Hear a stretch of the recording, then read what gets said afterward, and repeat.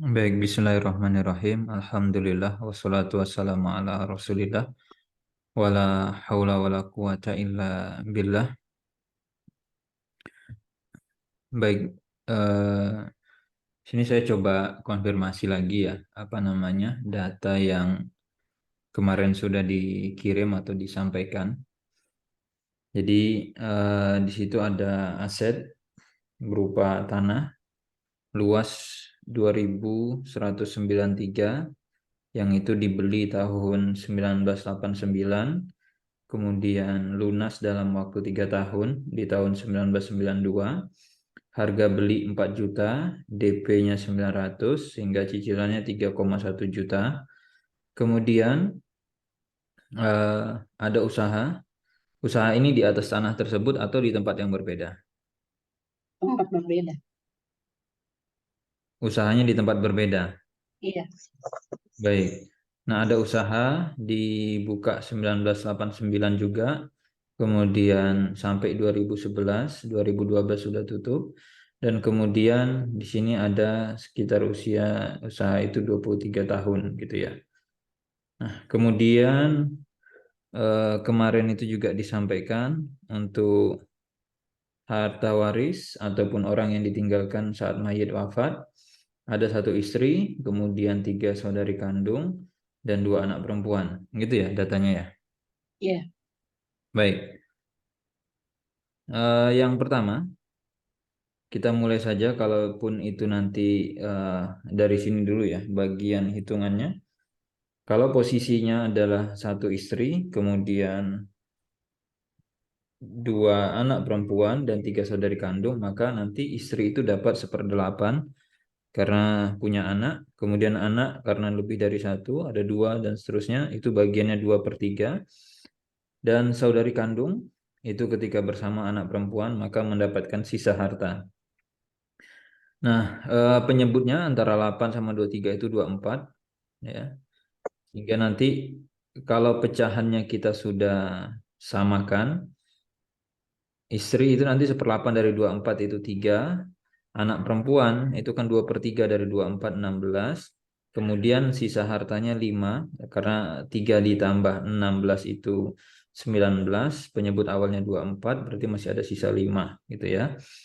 Nah, cuman di sini kan saudari kandung 3 orang. Sementara bagian dia 5. 5 dibagi 3 itu pecah, artinya tidak bulat, maka 3-nya kita kalikan ke 24 supaya dapat penyebut utuh. Sehingga penyebut yang bisa menyatukan atau tidak pecah nanti adalah 72. Nanti 3 dikali 3, kemudian 3 dikalikan 16, 3 kalikan 5 gitu ya. Sehingga nanti istri mendapatkan bagian 9/72, kemudian 2 anak perempuan itu 48/72, tapi kalau masing-masing adalah 24/72, dan eh, si siapa namanya, si saudari kandung itu 15/72, masing-masingnya adalah 5/72 gitu ya. Sehingga kalau dibuatkan eh, persen ya, kalau kita buatkan persen 9/72 itu dikali 100 hasilnya 12,5% ini kurang lebihnya. Kemudian masing-masing anak perempuan itu 24 bagi 72 kali 100 itu 33,3%. Ini per 1 orang ya, anak perempuannya. Berarti kalau 2 anak perempuan itu tadi berarti dia 2/3-nya ya. Itu berarti kalau di sini 66,67%. Kemudian untuk bagian masing-masing saudari 5/72 kali 100 itu 6,9%.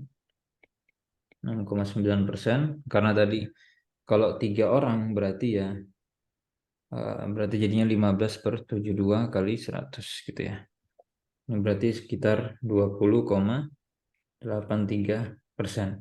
Nah, 72 itu nanti ini dikalikan saja total harta. Jadi kalau misalkan hartanya ada 10M ya berarti 9/72 kali 10M. Kalau hartanya ada 20M ya sudah, berarti nanti 9/72 kali 20 M dan seterusnya gitu ya. Jadi bentuk penyebut totalnya itu 72. Nah, kemudian kita butuh data apa saja bagian dari harta waris itu gitu. Karena ini kan bagian per orangnya sudah jelas semua, Ya. sudah ketahuan porsi masing-masingnya. Eh, Kemudian ini mau dikalikan ke angka berapa gitu ya, ini variabel pengalinya itu berapa gitu ya. Nah, di sini kita selesaikan tanah dulu gitu ya.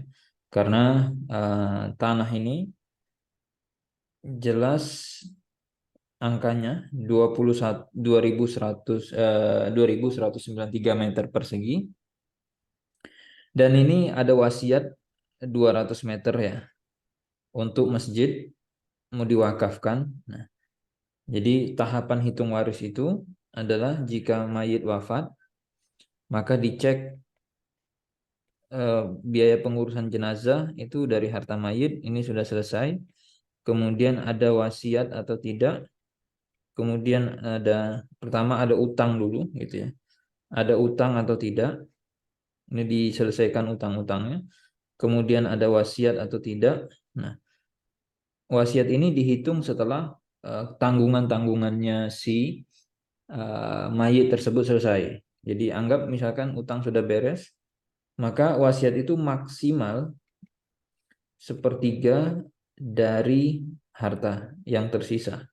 Sehingga kalau misalkan di sini nggak ada utang, nggak ada tanggungan sudah beres, berarti tinggal sepertiga dari hartanya apa saja selain tanah. Cuman tanah tok ya, Tanah, Ustaz. tanah saja. Rumah Bisa nggak ada. tanah.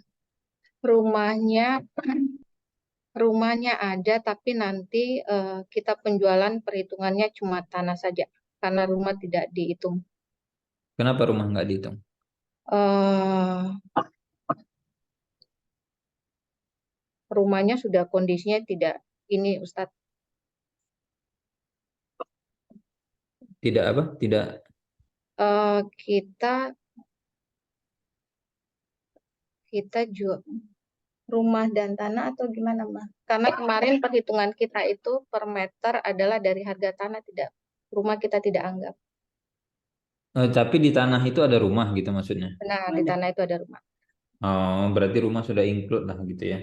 Rumah sudah, ya benar, rumah sudah include dengan Saya tanah. kira di tempat berbeda. Baik, berarti ini kan wasiatnya 2193 maksimalnya. Itu kalaupun mau wasiat nanti berarti dibagi 3 itu maksimal Ya. 731 meter persegi. Ini maksimal wasiat yang boleh dikeluarkan. Tapi karena wasiatnya hanya 200 saja tadi gitu kan ya.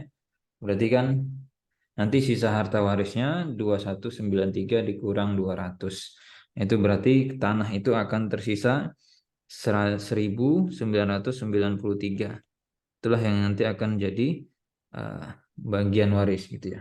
Nah, cuman kemarin Ustadz, itu yang ada kendala Ustadz, ya. boleh saya tanya? Hmm. Wasiat itu dari almarhum kan Ustadz ya, bukan dari mamah dan almarhum, mama saya dan almarhum. Itu bagaimana Ustadz? Loh, ini yang wasiat siapa? Eh, Almarhum ada wasiat nggak? Kalau almarhum nggak ada wasiat, maka nggak perlu dibuat-buat wasiat. Mama gimana, Mah? Mama bagaimana? Kan artinya dulu, artinya maksudnya pas mau ini kan, mesti waktu itu belum bagus betul toh.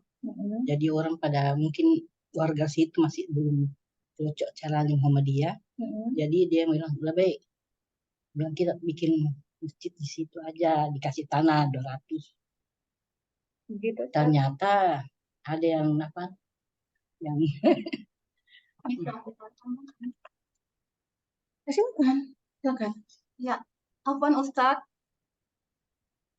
Ya. ya saya adik kandung. Kami kan memang bersaudara 2 orang. Jadi saya bantu menjelaskan tentang wasiat ayah kami. Jadi semasa hidupnya memang sempat terlontar dari eh, mulut ayah kami. Dia mempunyai niat suatu saat dia ingin berencana untuk membangun semacam musola, ya kan, Ma? Ya. Musola seperti itu. Jadi apa itu dalam penghitungan warisan masuk dalam kategori wasiat yang nanti kita akan kita tunaikan gitu. Ya, kalaupun apa namanya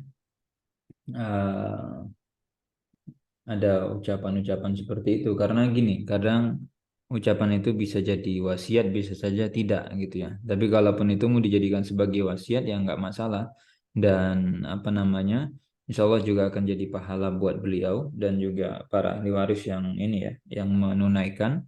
Dan juga tadi katanya kan angkanya 200 kan ya, 200 meter persegi kan. Itu kan kalau 200 dari juta. 200. 200 200 apa ini? meternya luasnya. Oh, luas 200 meter. Iya kan, Luas 200 meter 200 persegi meter, kan. Ustadz. Nah, itu kan 200 meter persegi. Kalau dari aset tanahnya yang 2193 itu Ya. kan hanya 9,12% kan ya. Iya. Artinya dia tidak melebihi batas maksimal wasiat. Jadi artinya tidak ada masalah dan dia punya hak di situ untuk melepaskan itu gitu ya. Sehingga nanti yang 2193 karena sudah dipotong tadi 200 itu akan jadi 1993 gitu kan. Ini kan yang nanti akan dijual gitu ya. Nah, kemudian yang satu lagi yang belum selesai, kalau ini kan berarti tinggal nanti hasil penjualan ini, cuman kan 193 ini apakah langsung kita kalikan atau kemarin kan katanya di sini ada haknya ibu kan ya, atau hak istri almarhum kan ya. Ya. Karena dari 1989 sampai ke 2011 ada 23 tahun di situ, posisinya bantu mengelola usaha, ya toh? Iya. Maksudnya selama 23 tahun, dan dari awal ini jelas bahwa posisi usaha itu punya almarhum gitu ya. Iya. Secara kepemilikan, karena kita butuh bedakan usaha milik siapa gitu ya. Maka ini miliknya mayit yang wafat, tinggal usaha ini ada pengelola gitu ya. Pengelola, dan di sini istilahnya kemarin saya bahasakan itu sebagai manajernya. Artinya yang ngurus semuanya, yang ngatur karyawannya, kemudian yang mungkin pokoknya si pemilik terima bersih gitu ya. Iya. Sehingga gampangnya kalau di bahasa kita sekarang ya dialah manajernya gitu kan. Ibu yang menjadi manajer, pokoknya semua diurus. Nah, pengelola ini ada dua kemungkinan dalam apa namanya muamalah. Dia mendapatkan gaji atau dia mendapatkan bagi hasil. Tapi ini karena ada kesepakatan enggak dulu. Nah, jadi itulah pentingnya apa namanya dalam urusan akad itu. Ini sebenarnya yang bisa jawab adalah niat si pengelola. Jadi niat ibu dulu waktu bantu dari 1989 ke 2011, niatnya apa gitu ya? Apakah niatnya hanya bantu cuma-cuma atau bantu kemudian nanti ada bagian itu milik bersama atau kemudian gaji? Nah, Tidak ada terpikir begitu waktu itu. ya, nah kalau nggak ada terpikir, maka kalau sekarang upaya ibu dinolkan rela enggak, Bu? Ya. Kalau yang ini, yang selama 23 tahun itu dianggap nol, ibu rela enggak? Artinya kalau itu dianggap nol, bagian dari 1903 meter ini langsung jadi warisan. Ibu nggak dapat dulu. Tapi kalau ibu nggak rela, masa saya kerja 23 tahun, itu saya nggak dapat apa-apa. Ya. Nah, ibu relanya yang mana? Karena kalau ibu mengatakan nggak apa-apa, saya selama 23 tahun karena pun nggak ada apa-apa, ya nanti 1993 ini langsung dibagi dan berarti nggak ada hak ibu terlebih dahulu yang dipisahkan. Tapi kalau nggak rela saya. Kalau saya kerja selama 23 tahun, saya nggak dapat bayaran apa-apa, saya nggak dapat hak apa-apa sama sekali. Saya hanya tadi dapatnya 1/8 saja. Nah, ini tadi, atau 9/72 dari total 1993. Nah, itu kembali. Kalau ibu rela, maka selesai permasalahan. Tapi kalau ibu nggak rela, berarti tinggal ditaksir, dikira-kira selama 23 tahun itu, kalau misalkan perusahaan atau usaha tadi membayar seorang manajer, berapa bayaran untuk seorang manajer? Nah, itu yang harus dikira-kira, dikalkulasi. Makanya kemarin kan saya sempat tanyakan ya, selama 23 tahun itu, 23 tahun, jam kerjanya per hari berapa jam kemarin, gitu kan? Nah, per hari itu berapa jam? Kalau misalkan itu mau dianggap bagi hasil, bagi hasilnya kira-kira 50-50 atau berapa, ini jadi kembali kepada urf harga wajarnya atau 60-40. Nah, ini yang harus dilacak lagi. Misalkan kalau di zaman itu, kalau kita punya usaha, kita pasrahkan ke orang, orang itu yang ngurus full, kira-kira dia kita bayar gaji atau dia kita kasih bagi hasil. Ini dengan catatan kalau ibu nggak ridho gitu ya. Tapi kalau tadi ibu ridho dengan mengatakan nol, ya sudah, saya niatnya membantu gitu kan ya. Apapun itu ya, itu saya niatnya bantu. Berarti kan ibu merasa di situ dinolkan gitu ya. Tapi kalau ibu menuntut dan mengatakan enggak, saya nggak anggap itu gratisan gitu ya. Selama 23 tahun itu saya tidak anggap itu gratis gitu. Artinya saya punya hak di situ dan saya harus dapatkan bagian saya, ya sudah, berarti nanti dari 1993 ini yang sisa tanah setelah dipotong wakaf ya tadi. Nah, itu berarti akan dikurang terlebih dahulu dengan hak istri, karena di situ kan karena ibu kan nggak ngambil apa-apa gitu kan ya. Nah, nanti baru di situ jadi waris. Sisanya nanti warisan. Nah, ini yang mau dipotong dulu ini, itu yang perlu dicari kira-kira berapa bagiannya. Itu. Ada pertanyaan? Kan Ustadz ini menjual tanah, ya kan? Otomatis juga rumah sudah tidak ada. Di atas tanah itu ada rumah, tapi udah nggak ada lagi. Ya, Iya. kita kan mau beli, mau hidup juga, ada punya rumah ya Ustadz. Iya. Ya, hasil dari situ mau jual beli rumah untuk tempat tinggal. Ya kalau nol berarti gimana bisa? Iya, enggak apa-apa. Saya kan hanya mengkonfirmasi. Jadi apa namanya? Ketika jadi begini, kalau misalkan ditanya tanah itu milik siapa, gitu kan? Tanah itu jawabannya adalah tetap miliknya si almarhum, gitu ya. Jadi ceritanya di sini adalah gaji ibu, bagian ibu yang belum terbayarkan selama 23 tahun itu adalah utang almarhum. Utangnya almarhum karena belum memberikan hak ibu sebagai pengelola usaha. Jadi ini almarhum punya utang kepada ibu karena selama 23 tahun hak ibu belum diberikan sebagai pengelola usaha. Nah, berapa? Jadi kan sama kaidahnya tadi adalah sebelum bagi waris maka lunasi dulu utang ini.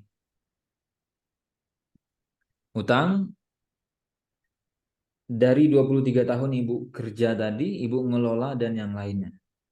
Berapa yang akan ibu tagihkan kepada harta yang ada, baru setelah itu sisa dipotong utang untuk melunasi membayar hak ibu, itulah baru akan menjadi warisan. Nah, tadi gambaran saya adalah kalau misalkan dari tahun 1989 gitu ya, ini berarti hampir 90 gitu ya, hampir tahun 90 sampai 2011 ada karyawan kerja selama 23 tahun full time kelola, kira-kira per bulannya gaji dia berapa? Ini area mana apanya? Usahanya, wilayahnya. Wilayah usahanya di daerah mana? Kota. Bukan, daerahnya provinsi, kecamatan. NTT. Kupang Ustadz di Kupang. NTT. Oh, di Saya Kupang. ya. Ya sudah, nanti dicari harga pasaran di area situ untuk biasanya kalau ada usaha dikelola satu orang itu biasanya pakai bagi hasil atau biasanya pakai gaji, dan kemudian kalau gaji berapa per bulannya, berarti kan kalau 23 tahun itu dikalikan 12 kalau misalkan simulasinya pakai gaji itu ya, misalkan itu kan ketemu angka berapa itu? 12 dikali 23, 276 bulan. Nanti tinggal per bulannya berapa gajinya. Nah, itu ketemu angka dan yang lainnya. Oke. Itu sebagai bayangan, jadi nanti posisi hak ibu yang tadi selama 23 tahun ibu belum dapatkan, berarti itu adalah utangnya almarhum. Kalaupun itu tadi ibu harusnya mendapatkan bagi hasil, ya itu adalah hak ibu dan ibu berhak ambil itu gitu ya. Berhak ambil itu. Kalau ibu misalkan tadi tidak rela, itu dianggap nol. Baru nanti sisanya setelah ibu ambil baru dijadikan sebagai harta waris. Nah, berapa bagiannya? Ini karena sama-sama nggak ada yang tahu, dan tadi saya konfirmasi akadnya dulu seperti apa juga nggak ada yang tahu. Maka posisinya adalah ibu ambil di taksir yang membuat hati ibu tenang, ya. Membuat hati tenang itu dalam artian bukan kita tenang ini dalam arti kita pasti selamat di akhirat gitu ya. Kita pasti Iya. selamat di akhirat. Jadi kalau misalkan tadi dari 293 itu udah kepotong 200. Nah, dari 1993 ini kira-kira ya ibu ambil berapa meter misalkan, atau yang ini kan nanti mayit atau almarhum cuma bisa bayar kan dari aset ini karena udah nggak ada uang cash kan gitu ya. Berarti misalkan ibu ambil berapa meter perseginya yang mana ibu yakin dan ini tenang bahwa ini adalah bayaran untuk saya, hak untuk saya, dan saya tidak menzolimi siapapun, dan kalau saya ambil di angka ini maka nanti di akhirat saya bisa pertanggungjawabkan dan besar kemungkinan saya selamat gitu. Sebagaimana kalau kita ragu jumlah rokaat sholat, ini saya rokaat ketiga atau keempat gitu kan ya. Nah kita ambil yang paling sedikit, yang paling aman gitu. Nah sama nanti kalau karena resikonya kalau misalkan ngambilnya kelebihan gitu kan, ada potensi besok kita dituntut. Nah, tapi kalaupun kita ambil dan dalam batas ini saya tidak menzolimi siapapun, nah selesai masalahnya. Nah, angka ini itu saya nggak bisa bantu gitu ya. Tapi tadi yang saya bisa kasih indikator adalah cari apa namanya untuk orang area Kupang gitu ya. Tadi karena di Kupang misalkan, nah usaha di Kupang itu kalau misalkan ada pemilik menyerahkan atau memasrahkan kepada satu orang yang handle itu satu orang itu, nah maka biasanya di masyarakat Kupang di daerah tersebut umumnya itu pakai gaji atau pakai bagi hasil. Kalau pakai gaji per bulannya berapa? Kalau misalkan ternyata di situ ya kalau seperti itu justru kalau dipasrahkan full 100% ini nggak mungkin pakai gaji, tapi mungkinnya bagi hasil gitu. Karena kalau digaji orang belum tentu mau. Nah, itu ya. Tapi kalau bagi hasil orang mau. Nah, kalau bagi hasil dia mau berapa porsi bagi hasil itu? Cek di daerah Kupang kira-kira. Nah, ini makanya nanti butuh apa namanya sedikit usaha gitu ya, mencari gitu, supaya kan kita butuh. Jadi membuat hati kita tenang itu kita butuh data gitu ya. Jadi kayak kita butuh cari-cari supaya acuannya itu apa gitu ya. Supaya nanti kalaupun kita menjelaskan kepada yang lain dan kita itu punya dasar, saya ambil sekian, acuannya begini. Di masyarakat Kupang itu kalau ada bisnis dikelola satu orang, pemilik terima duduk kan, pemiliknya nggak ambil pusing kan gitu kan, pemilik terima beres gitu kan, yang ngurus pengelola. Nah itu gaji atau bagi hasil. Oh ternyata umumnya kalau seperti itu bagi hasil. Baik, kalau bagi hasil cari angkanya. Biasanya berapa pengelola, berapa pemilik? Apakah 50-50, 60-40, 70-30 atau berapa? Nah, disitulah nanti kemudian ibu ambil. Jadi dan dalam muamalah syariat kita ketika tidak ada dalil tegas maka nanti dikembalikan kepada urf. Urf itu adalah adat atau kebiasaan. Nah, makanya tiap daerah itu beda-beda. Bisa saja di Jakarta beda dengan di Kupang, di Riau beda nanti di mana-mana beda. Nah, kebiasaan orang-orang yang punya usaha seperti itu gitu ya, yang kira-kira mirip dengan model-model seperti ini, di mana pengelola yang handle 100% di sini, pemilik terima bersih. Nah, itu kira-kira kemungkinannya seperti apa. Jadi indikatornya begitu. Wallahu a'lam. Ada pertanyaan, silakan. Kalau ada pertanyaan,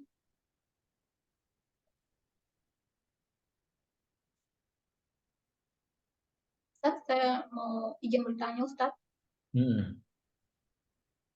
Eh, mungkin tadi tidak diceritakan, mungkin Ustaz sudah dengan kakak saya mungkin sudah menceritakan kronologi awal dari awal pernikahan ayah dan ibu. Nah, ayah dan ibu masing-masing saat menikah tidak membawa harta bawaan, harta apapun. Nah, setelah mereka menikah, baru mereka menghasilkan harta. Yang mau saya tanyakan, apakah dengan deskripsi yang tadi sudah dijelaskan, itu adalah harta murni 100% atau harta mutlak milik ayah saya? Itu aja, Ustaz. Ya, jadi gini, dalam Islam itu tidak ada gonogini. Ya, di dalam Islam tidak ada gonogini. Harta suami milik suami, harta istri milik istri. Dan akad nikah itu tidak membuat harta pasangan menjadi bercampur, gitu ya. Itu yang perlu dipahami. Sehingga makanya kemarin yang saya verifikasi dan konfirmasi adalah tanah ini beli pakai duit siapa? Itu yang kemarin saya tanya. Kemudian buka usaha ini pakai duit siapa? Gitu. Sehingga Pertama, ketika gimana? pertama ayahnya yang bayar pertama 900 itu. Itu sisanya Ya. kami sama-sama bayar itu cicilan tanah itu. Sama-sama usaha. Ada andil sama. Nanti sama-sama bayar cicilan itu. Iya. Itu mutlak tetap milik suami gitu, Ustaz. Iya, Apakah ada makanya tidak menzolimi salah satunya gitu? begini. Tadi ketika bayar, ini kan pakai uang suami 900 kan ya? Ya. Oke. Nah, kemudian usaha jalan. Betul? Iya. Usaha jalan. Nah, cicilan yang 3,1 dah itu dibayar pakai uang dari hasil usaha kan ya? Iya. Ya. Nah, pertanyaan saya usaha milik siapa tadi? Milik suami. Ya sudah, berarti hasil yang didapat dari usaha adalah milik suami. Dan dari hasil itu kemudian itu dibayarkan untuk mencicil tanah. Nah, makanya tadi kan posisi pengelola pemilik atau bukan di sini. Jawabannya kan bukan pemilik, tapi pengelola di sini adalah itu kenapa makanya kita berangkat itu dari status kepemilikan. Tanah dibeli dari siapa, kemudian nah haknya ibu tadi adalah gitu kan. Haknya ibu adalah selama 23 tahun mengelola ya kan dari 1989 ibu belum mendapatkan hak sama sekali. Ya, jadi makanya nanti berarti mau nggak mau ibu akan mendapatkan hak ibu dari tanah yang 1993 ini nanti akan dibayarkan. Makanya tadi saya bilang, ibu ikhlas enggak atau ibu anggap nol? Jawabannya kan enggak. Ya sudah, berarti tinggal kita memperkirakan, menaksir-naksir dari sisa 1993 meter persegi ini, itu berapa haknya ibu yang menjadi utang si almarhum. Ini kan utang tadi ya, 23 tahun, ada hak yang belum dibayarkan. Jadi ibu tidak dizolimi sama sekali di situ. Iya. Kenapa? Karena hak yang tadi belum didapatkan selama 23 tahun itu akan dikeluarkan dulu. Ya, dikeluarkan dulu, dibayarkan dulu. Karena kan nggak ada ceritanya ya kalau kita punya usaha kemudian kita rekrut manajer atau kita nyuruh orang kelola full 100% kemudian gratisan itu kan nggak ada kan ya. Nggak ada. Jadi mau nggak mau ibu pasti punya hak di situ. Tinggal nanti apakah itu pakai skema gaji atau bagi hasil. Itu saja. Iya. Nah, itu yang tadi kita taksir daerah Kupang dan seterusnya. Kenapa? Karena kalau kita langsung ambil rata 50 di sini, itu ya. Dah. Kenapa saya tadi tidak bilang 50 langsung Ibu ambil gitu kan? Karena yang pertama tadi itu apakah benar Ibu punya hak di situ 50%-nya dengan skema-skema yang tadi saya jelaskan atau ternyata kurang dari itu gitu loh. Kalau Ibu sangat yakin dan bisa pertanggungjawabkan itu di hadapan Allah, ya sudah, tidak ada masalah. Karena di sini kita sama-sama tidak ada data, gitu ya. Tapi kalau tadi yang disampaikan apakah itu jadi gonogini, enggak. Dalam Islam tidak ada gonogini. Makanya tadi saya sudah dari awal klarifikasi kepemilikan dari masing-masing pihaknya itu. Jadi cara hitungnya bukan langsung kunci 50-50 tidak. Tapi tadi saya bahasakan itu adalah utang dan Ibu punya hak. Ibu memberikan piutang kepada usaha itu selama 23 tahun. Dan piutang itu belum dibalikkan, belum dibayar. Makanya sebelum membagi waris, Ibu berhak menuntut. Itu dulu piutang saya. Saya punya hak di situ, entah saya sebagai karyawan yang akan mendapatkan gaji ataupun yang berhak mendapatkan bagi hasil, maka bayarkan itu dulu. Jadi sama saja, cuman bahasanya bukan bahasa gonogili, tidak gitu ya. Iya. Tapi Ibu pengelola dan Ibu punya hak di situ gitu kan. Makanya tadi ketika saya tanya hak Ibu mau dienolkan enggak ini kan?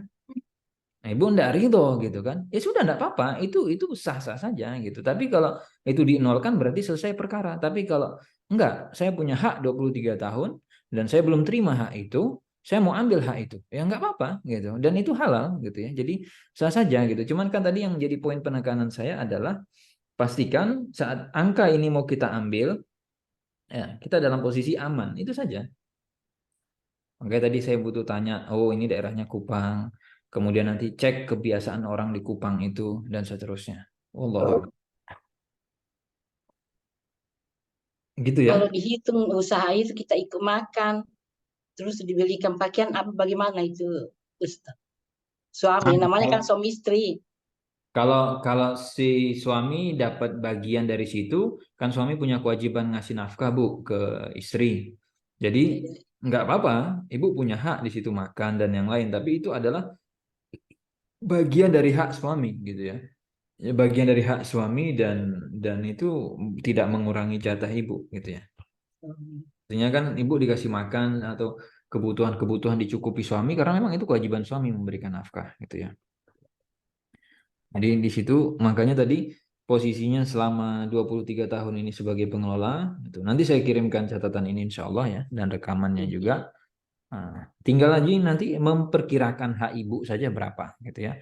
Ini yang kira-kira perlu ditaksir berapa. Dan secara status kepemilikan sudah jelas tadi gitu ya. Wallahu a'lam. Gitu mungkin nanti saya coba kirimkan rekamannya video ini dan juga catatannya jika itu ya. Itu saja mungkin. Iya. Mungkin ada satu dari saya, Ustadz. Gimana? Dari saya, Baik, terakhir ya. ya. Kalau misalnya kita berencana menjual aset ini. Nah, perhitungan aset ini setelah kita bersih-bersih ya, Ustadz. Pembayaran apa terkait dengan segala satu dengan urusan rumah ini baru bersihnya baru kita hitung ya. Bukan dari awal dengan nilai yang kita jual ya. Iya, setelah beres ini hasil bersih. Setelah Jadi beres ya. kan ada biaya notaris, kemudian Ya. ada biaya-biaya Pajak, pengacara ya, atau apapun ya. itu diselesaikan karena itu kan tanggungan dari aset kan. Jadi Ya, benar. itu harus dikeluarkan dulu. Nanti setelah dikeluarkan baru tadi haknya Ibu yang 23 tahun belum diberikan, baru diberikan gitu. Jadi nggak boleh nanti Ibu harus nanggung beban lagi, enggak gitu ya. Ini kan kalau istilahnya yang tanah itu ada bentuknya uang cash kan enak ya bagi-baginya gitu kan. Ini kan cuman belum uang cash, jadi kita butuh mencairkan aset ini dulu gitu ya. Ya, benar. Baik, seperti itu dan ya saya doakan semoga dimudahkan urusannya dan Terus tetap istri masih dapat 1/8. iya, Ibu suami. dapat 1/8. Jadi Ibu kan punya hak dari harta waris, Bu. Oh. Ini. Jadi cuman kan sebelum kita mau bagi waris, tadi kan kita mau memastikan harta almarhum berapa kan gitu. Nah, jadi kita nggak bisa bagi harta almarhum sebelum tanggungan almarhum selesai. Jadi salah satu tanggungan almarhum tadi adalah ada utang ke ibu yang belum dibayar kan selama 23 tahun itu gitu. Kalau itu sudah selesai, ya sudah baru bisa kita hitung itu. Gitu ya. Nah, makanya tadi kalaupun ibu mau mengenalkan bisa, kalau enggak ya sudah itu hak ibu, ibu berhak ambil gitu. Nanti baru sisanya ibu akan dapat 1/8 dari itu. Gitu ya. Baik itu saja mungkin kita cukupkan. Wassalamualaikum warahmatullahi wabarakatuh. Waalaikumsalam. Baik. Terima kasih banyak. Ya, izin tutup ya.